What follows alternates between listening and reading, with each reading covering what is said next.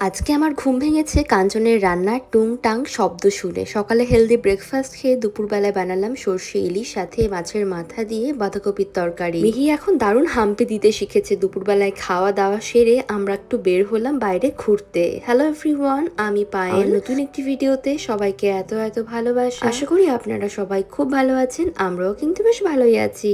আমি কখনোই দেখিনি কাঞ্চন সকালবেলা ঘুম থেকে এত তাড়াতাড়ি উঠে ব্রেকফাস্ট বানাচ্ছে। এই দৃশ্য দেখে বাপরে আয়ান তো অবাক।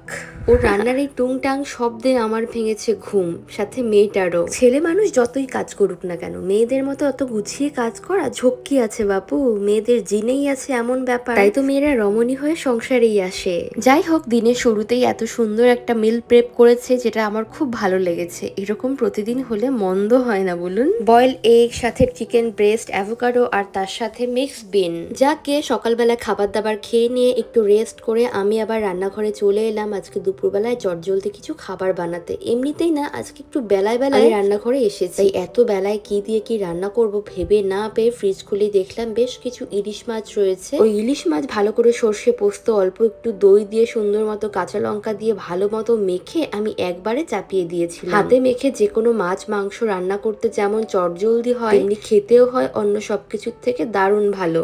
মিহির জন্মদিনের সময় যে অনেকগুলো ইলিশ মাছ আনা হয়েছিল, ওগুলো সব মাথাগুলো তো বেঁচেই রয়েছে। তো ওই জন্য না আমি আজকে ওখান থেকে দুটো মাথা বের করে নিয়ে ওই মাথা দিয়ে আজকে বাঁধাকপির তরকারি বানাচ্ছি। ইলিশ মাছ, চিংড়ি মাছ দিয়ে বাঁধাকপি রান্না করলে দেখবেন তার একটা অন্যরকম ফ্লেভার আসে। এখানকার বাঁধাকপি তো কাঁচা কাঁচাই খাওয়া যায়, এত ভালো। তাই এগুলো রান্না করার সময় না আমি খুব একটা ঢেকে দেই না। ঢেকে দিলে না ব্যাপারটা একটু কাদা কাদা হয়ে যায়, ঝরঝরে শুকনো শুকনো ব্যাপারটা আর থাকে না। ওই কারণে আমি মাথাগুলোকে ভালো মতো ভেজে নিয়ে তার 5 ফোড়ন, শুকনো লঙ্কা, আদা ফোড়ন দিয়ে ডুমো ডুমো করে কাটা আলু ভেজে নিয়েছিলাম। আলু সাধারণত মাছের মাথা দিয়ে বাঁধাকপি রান্না করলে আমি দেই না, কিন্তু কাঞ্চনের তো আলু ভীষণ প্রিয়, সবেতেই একটু আলু না দিলেই চলেই না। এই বাঁধাকপির তরকারিটা একটু মিষ্টি মিষ্টি করলেই ভালো লাগে। স্নান সেরে একটু বেলায় বেলায় খাওয়া দাওয়া সেরে আমরা আবার একটুখানি রেস্ট করলাম। আজকাল বাইরে যা গরম পড়েছে, একদম ভালোই লাগে না দুপুরবেলায় কোথাও বের হতে। বিছানায় হাজারো জায়গা থাকবে জানেন, কিন্তু সেই আমার ঘাড়ের উপর এসে লম্ফঝম্প না করলে এই মেয়ের শান্তি নেই। হাম্পি দিতে বললে এবার টুংটাং করে হাম্পিও দেয়। আমার পুকুরি চান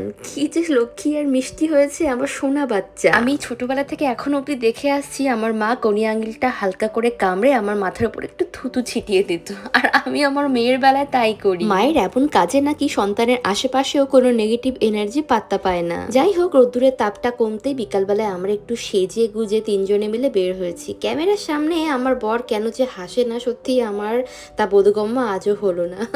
তো যাই হোক, আমরা আশপাশটা একটু ঘুরতে যেহেতু বেরিয়েছি, তাই ঠিক জানি না কোথায় যাব।